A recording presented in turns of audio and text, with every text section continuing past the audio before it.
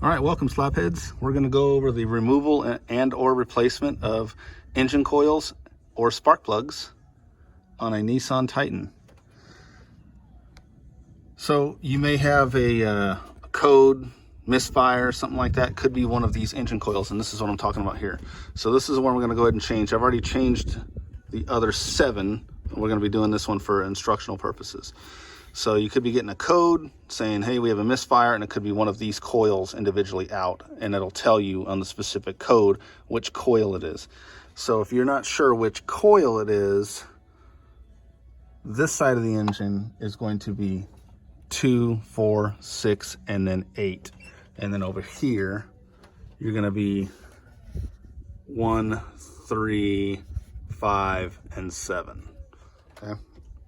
So we'll go over what we need to do this. You're going to need a setup something like this. You don't have to have air. This one, for instructional purposes, I'm not going to be using an air tool. The air ratchets make the process much faster, but you can get by with basic hand tools. I've got a 10mm setup here. This is a 1/4" drive ratchet with a 10mm setup.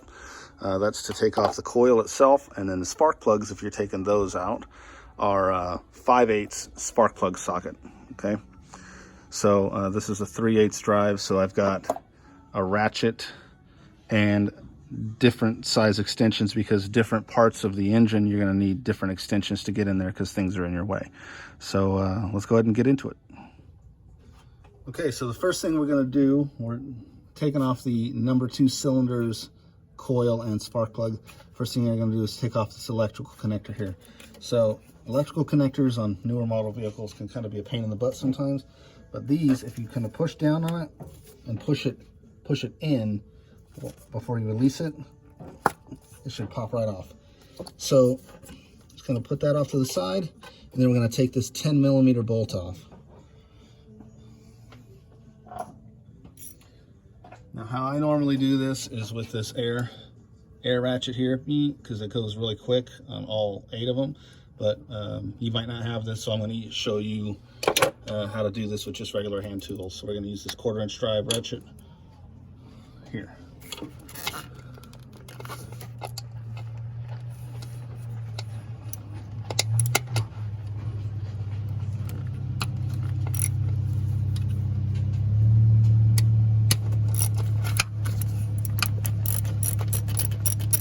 Okay, so you break the torque on that. Remove that bolt.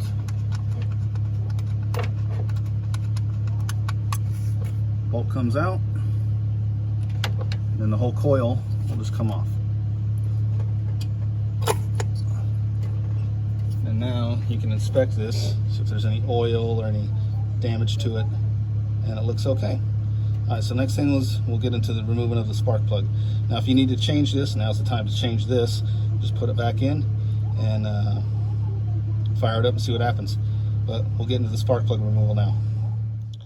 Okay, so when it comes to removing the spark plug, you want to make sure that you use a spark plug socket like this. Okay, identified as a spark plug socket. Now, mine is a little old and worn out, but it should have like a O-ring inside there, and that'll grip the spark plug head as it comes out to make sure it comes out. Otherwise, if you use a regular socket, if you see the difference here, this is a regular 5/8 socket. It's not tapered in the end. And this socket can actually fall off and fall over your spark plug inside, and then you're shit out of luck. So to compensate for my missing O-ring in this, I put in a little piece of electrical tape and shove it down there with an extension, and then that, when you put it on the spark plug, it'll grip around that spark plug so it comes out, and I'll show you how to do that in a second. Okay, so here's how I do this. I put a piece of electrical tape, sticky side out, over an extension, and then I'll take my spark plug socket and just jam this inside here. Oh, well, it's kind of hard to do with this camera angle. Just like that. Well,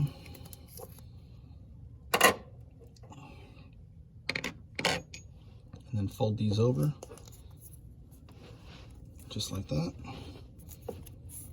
And now on the inside, you'll have all that rubber electrical tape that will grip onto that spark plug head. This is only if your socket is old and worn out like mine.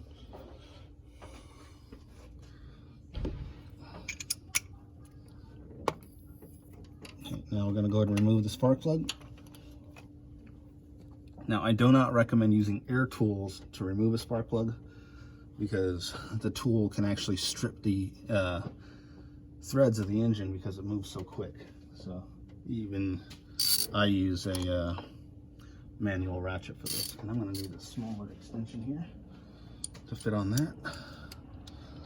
Now, each one of these plugs is going to require most likely a different extension setup because there's other things in your way to get to it. All right, so we broke our torque.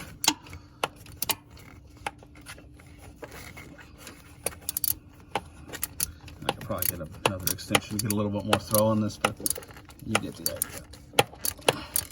All right, once it starts spinning a little freer, you can remove your ratchet and just spin it out by hand.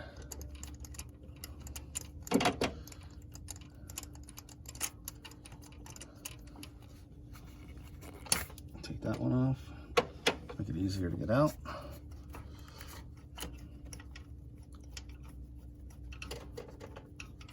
Did my camera fall? It did fall a little bit. All right, so I'll just kind of remove this. Well, you son of a bitch.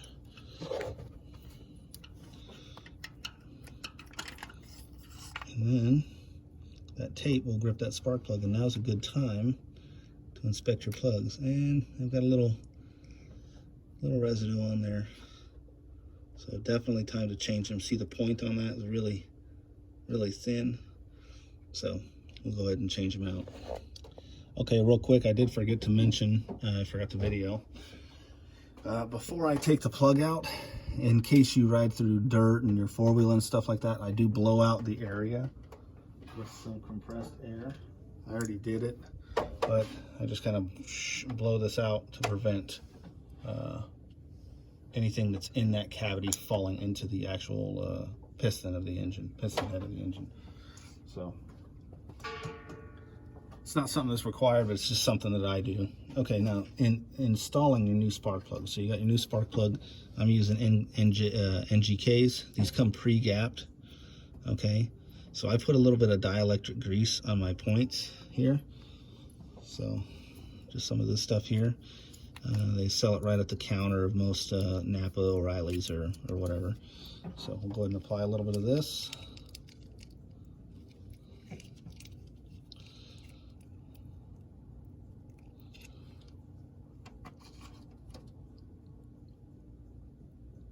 And you don't need to put this over the whole damn spark plug because only that electrical connector really hits on that exposed portion right there. So then we're going to put it back in our socket.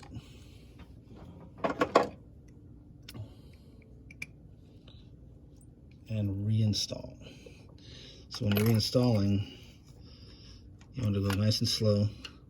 Make sure those threads catch, otherwise you can cross thread it and then you got a whole nother situation going. So once you get it to where it's pretty much hand tight, these have a crush gasket. God damn it. Oh, that's okay. So the camera fell a little bit, but I think it's actually a better angle.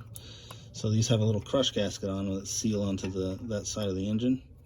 Okay, so I'm getting a little hand tight here, feeling a little resistance. Okay, so now these get torqued, if you have a torque wrench, to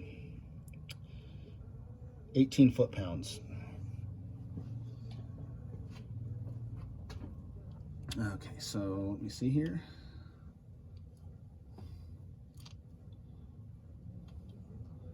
16, 17, 18. All right, I got a torque wrench here. I don't know if you can see that, but it's at 15, add 3 for 18. Boom. So now this will go on, and we can actually torque this bad boy. Get this lined up.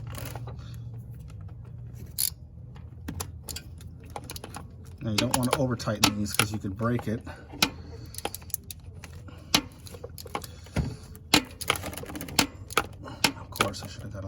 longer extension.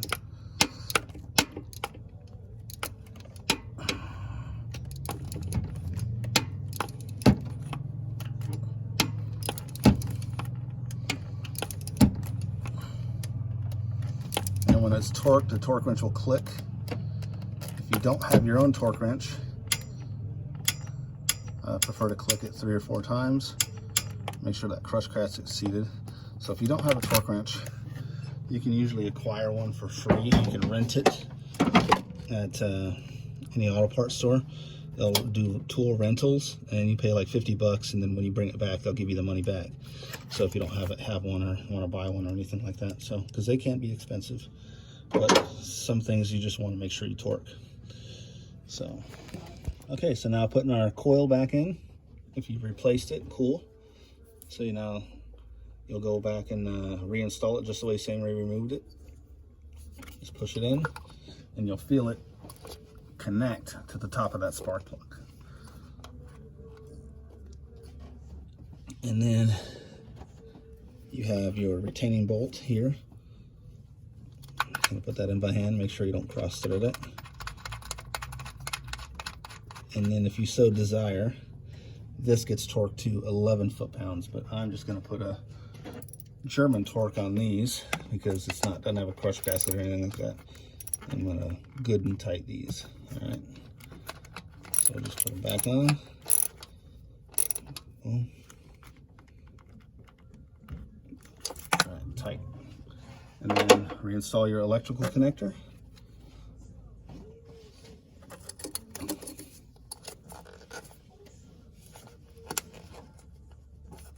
And make sure these are seated, because they can seem like they're on, but they're really not.